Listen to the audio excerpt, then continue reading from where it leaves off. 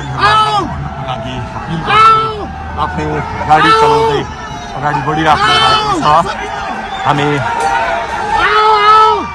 दुर्गा प्रसादसँगै अगाडि बढिरहेका छौँ।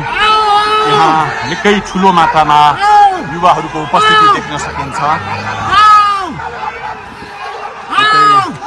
ठुलो मात्रामा युवाहरूको उपस्थिति, प्रहरीको बार तोडेर दुर्गा प्रसाई आफै अगाडि बढ्दै हुनुहुन्छ।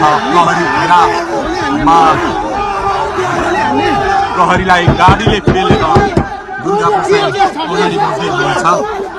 हामी दुर्गा प्रसाईसँगै अगाडि बढ्दैछौँ।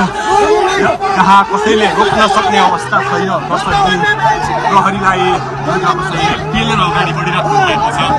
प्रहरी गाडीको चाबी खोज्न लागि परेको छ र दुर्गा प्रसाईले प्रहरीको एक लेयर तोडिसक्नु भएको छ र अब अगाडि सशस्त्र प्रहरीको टोली रहेको छ। उहाँ अगाडि बढिराख्नु भएको छ। यो गाडीमाथि प्रहरीले अन्धाधुन्दा लाठीचार्ज गरिरहेको छ। तपाईँ देख्न सक्नुहुन्छ दुर्गा प्रसाईको गाडीलाई प्रहरीले रोकिराखेको अवस्था। उहाँले यो प्रहरी